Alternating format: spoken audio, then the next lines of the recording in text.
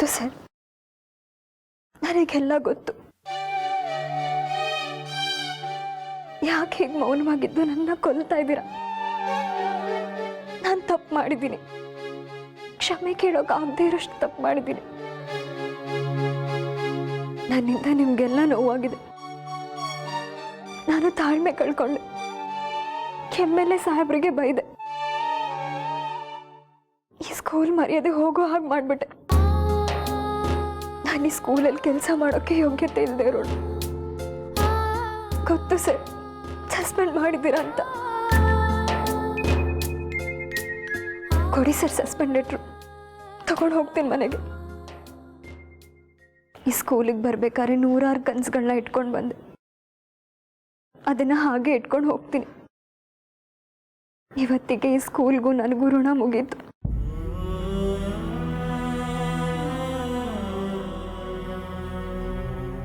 ಇನ್ಯಾವತ್ತೂ ನನ್ನ ಮುಖನ ನಿಮ್ಗಳಿಗೆ ತೋರಿಸೋದಿಲ್ಲ. ನೀವೆಲ್ಲ ನನ್ನ ಬೀಳ್ಕೊಡೋಕೆ ಬಂದಿದ್ದೀರಾ ಅಲ್ವಾ? ನನ್ನ ಮೇಲೆ ನಿಮ್ಗೆಲ್ರಿಗೂ ಕೋಪ ಇದೆ ಅಲ್ವಾ? ಸಾಧ್ಯವಾದರೆ ನನ್ನನ್ನು ಕ್ಷಮಿಸ್ಬಿಡಿ. ಆದರೆ ಒಂದು ಮಾತು, ನಾನು ಕೋಪಿಷ್ಟೇ ಇರಬಹುದು, ಗಂಡಸ್ರು ಕಂಡ್ರೆ ನನಗಾಗದೇ ಇರಬಹುದು. ಆದರೆ ನಮ್ಮ ಸ್ಕೂಲ್ ಮರ್ಯಾದೆ ಕಳಿಬೇಕು ಅನ್ನೋ ಒಂದು ಸಣ್ಣ ಉದ್ದೇಶನೂ ನನ್ನ ಮನಸ್ಸಲ್ಲಿ ಇರಲಿಲ್ಲ ಸರ್. ಒಂದು ಹೆಣ್ಣು ಹುಡುಗಿ ವಿಷಯದಲ್ಲಿ ಇಷ್ಟೆಲ್ಲ ನಡೀತಲ್ಲ ಅಂತ ಆತುರ ಪಟ್ಟು ತಪ್ಪು ಮಾಡಿಬಿಟ್ಟೆ. ಅದು ನನಗೆ ಈಗ ಅರ್ಥ ಆಗಿದೆ. ನಾನು ಮಾಡಿದ ತಪ್ಪು ಅಂತ ಈಗ ಅರಿವಾಗಿದೆ. ಆದರೆ ಈಗ ಅರಿವಾಗಿ ಏನು ಪ್ರಯೋಜನ? ತಪ್ಪು ಮಾಡಿದವ್ರು ಶಿಕ್ಷೆ ಅನುಭವಿಸ್ಲೇಬೇಕು. ಕೊಡಿ ಸರ್ ಸಸ್ಪೆಂಡ್ ಲೆಟ್ರು, ತಗೊಂಡೋಗ್ತೀನಿ ಮನೆಗೆ. ಲೆಟ್ರ್ ಕೊಡ್ತೀನಿ, ಅದಕ್ಕೂ ಮುಂಚೆ ನಿನಗೆ ಬೇರೆ ಏನೋ ಕೊಡೋದಿದೆ.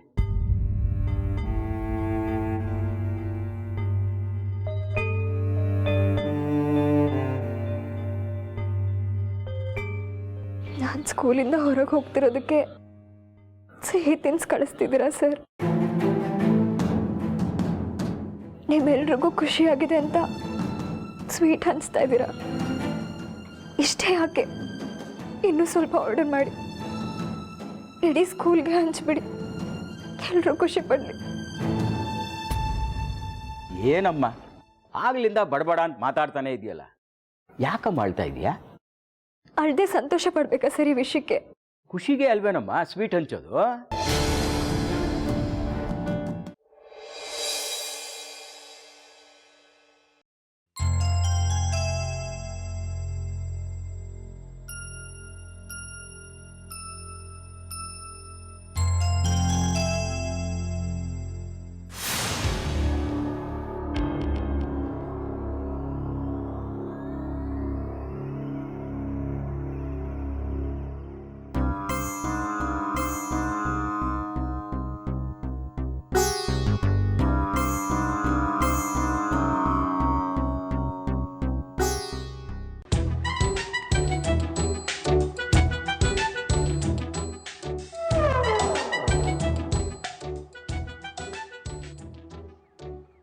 ಬಾ ಮೇಘು, ನಿನಗೋಸ್ಕರನೇ ನಾವು ಕಾಯ್ತಾ ಇದ್ವಿ.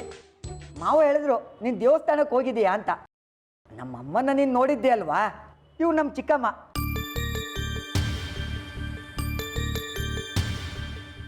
ನೀನು ನೋಡಿರ್ಲಿಲ್ವಲ್ಲ, ಪರಿಚಯ ಆಗಲಿ ಅಂತ ಕರ್ಕೊಂಬಂದೆ. ಬಾ ಬಾ ಬಾ, ಕಾಲಿಗೆ ನಮಸ್ಕಾರ ಮಾಡ್ಕೋ ಬಾ.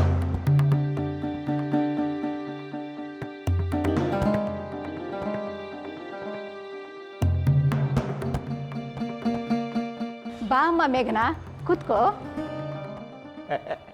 ಅವಳಿಗೆ ಹಿರಿಯರ ಮುಂದೆ ಕೂತು ಅಭ್ಯಾಸ ಇಲ್ಲ, ತುಂಬ ನಾಚಿಕೆ ಸ್ವಭಾವದವಳು. ಚಿಕ್ಕನಿಂದನೂ ಹಾಗೆ ಅಂಕಲ್ ಅಂಕಲ್ ಅಂತ ಓಡ್ ಬಂದ್ಬಿಡೋಳು. ಬಂದೋಳೆ ಮನೆ ಗುಡಿಸೋದು, ಒರೆಸೋದು, ದೇವ್ರ ವಿಗ್ರಹ ತೊಳೆಯೋದು.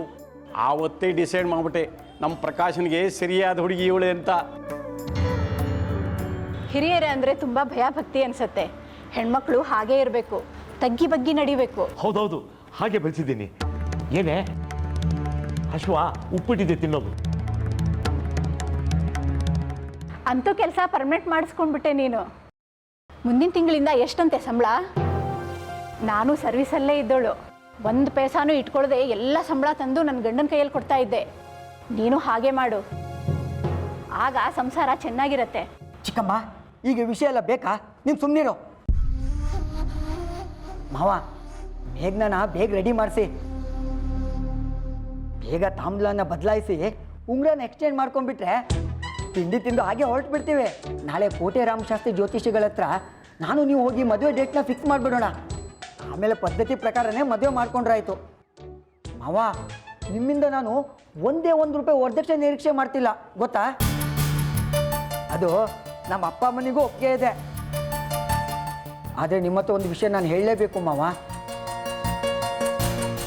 ನೀವು ಕೋಟ್ಯಾಧಿಪತಿಗಳಲ್ಲ, ನಾವು ಕೋಟ್ಯಾಧಿಪತಿಗಳಲ್ಲ.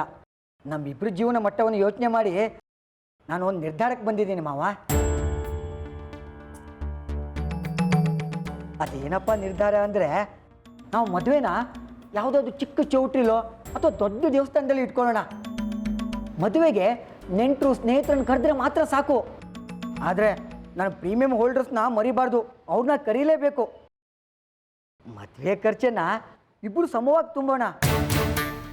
ಸಾಮಾನ್ಯವಾಗಿ ಎಲ್ಲನೂ ಹೆಣ್ಣವರೇ ಮಾಡಿಕೊಡ್ಬೇಕು.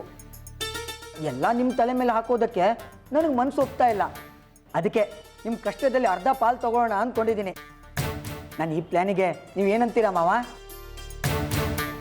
ಹೆಣ್ಣು ಹೆತ್ತವ್ರನ್ನ ಅರ್ಥ ಮಾಡ್ಕೊಳ್ಳೋಕೆ ನಿನ್ನಂತ ಅಳಿಯ ಸಿಗಬೇಕು ಕಣೋ ಪ್ರಕಾಶ. ಮತ್ತೆ ಆಗ್ತಾಡ? ನಾನು ನಿಮ್ಮ ಮಧುರ ನಿಮ್ಮ ಅಕ್ಕನ ಕರ್ಕೊಂಡು ಹೋಗಿ ಬೇಗ ರೆಡಿ ಮಾಡಿಸು. ಹೋಗು ಹೋಗು ಮಾವ, ಬೇಗ ರೆಡಿ ಮಾಡಿಸಿ. ಒಂದು ನಿಮಿಷ ಬಂದ್ಬಿಟ್ಟೆ. ಮೇಘ, ಯಾವ ಸೀರೆ ಉಟ್ಕೋತೀಯ ಈಗ ನೀನು?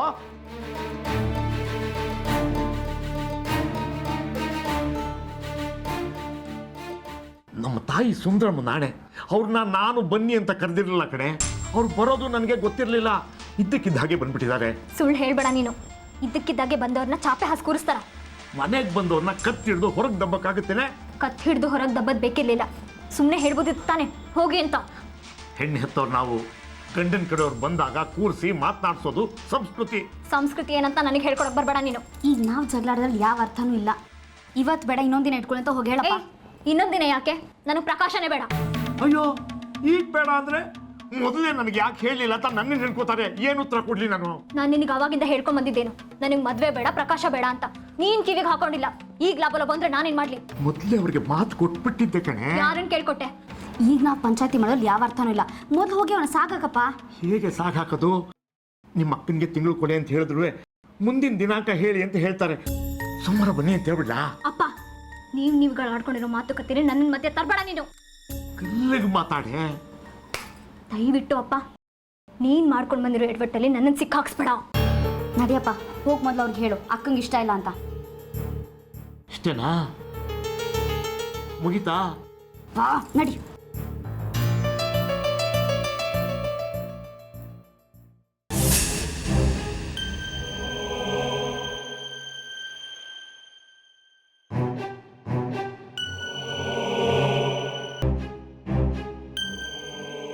ಏನಿದು ಹೊಸ ವಿಷಯ? ಮೇಘ್ನಾಗೆ ನನ್ನ ಜೊತೆ ಮದುವೆ ಮಾಡ್ಕೊಳ್ಳೋಕೆ ಇಷ್ಟ ಇಲ್ವಾ? ಮತ್ತೆ ಊರಿಗೆಲ್ಲ ಹೇಳ್ಕೊಂಡು ಬಂದಿದ್ದೀರಿ ಪ್ರಕಾಶನೇ ನನ್ನ ಅಳಿಯ, ಪ್ರಕಾಶನೇ ನನ್ನ ಅಳಿಯ ಅಂತ. ಹೋದ ಕಡೆ ಎಲ್ಲ ಕೇಳ್ತಾರೆ, ಪ್ರಕಾಶು ನಿಂದು ಮೇಘ್ನಾ ಮದುವೆ ಯಾವಾಗ ಅಂತ. ಇಷ್ಟೆಲ್ಲ ಪ್ರಚಾರ ಆದಮೇಲೆ ಈಗ ಬೇಡ ಅಂದರೆ ಏನರ್ಥ? ಓ, ಹೇಗೋ ಕೆಲಸ ಪರ್ಮನೆಂಟ್ ಆಯ್ತಲ್ಲ, ಒಳ್ಳೆ ಕುಳ ಹುಡುಕ್ಬೋದು. ಹೆಚ್ಚು ಸಂಬಳ ತಗೊಳ್ಳೋ ಹುಡುಗ ಸಿಗ್ತಾನಂತೆ ಯೋಚನೆ ಮಾಡೋಕೆ ಶುರು ಮಾಡಿದ್ರ? ಅದಕ್ಕೆ ಈ ನಾಟಕನ ಮಾತಾಡಿ ನರಸಿಂಹಮೂರ್ತಿಗಳೇ. ಇಲ್ಲ, ಮೇಘನ ಟೀಚರ್ನ ಅರೆಸ್ಟ್ ಮಾಡಕ್ ಬಂದಿದ್ದಾರೆ. ನೋಡಿ ಟೀಚರ್, ಇಲ್ಲ ಅಂದ್ರೆ ದರ ಅಂತ ಕೇಳ್ಕೊಂಡು ಹೋಗ್ಬೇಕಾಗತ್ತೆ. ಬರೀ ಅರೆಸ್ಟ್ ಮಾಡ್ಸೋದಲ್ಲ, ಸ್ಕೂಲಿಂದ ಸ್ಟೇಷನ್ವರೆಗೂ ಬೀದಿ ಬೀದಿಯಲ್ಲಿ ಅವ್ರ ಮೆರವಣಿಗೆ ಆಗಬೇಕು.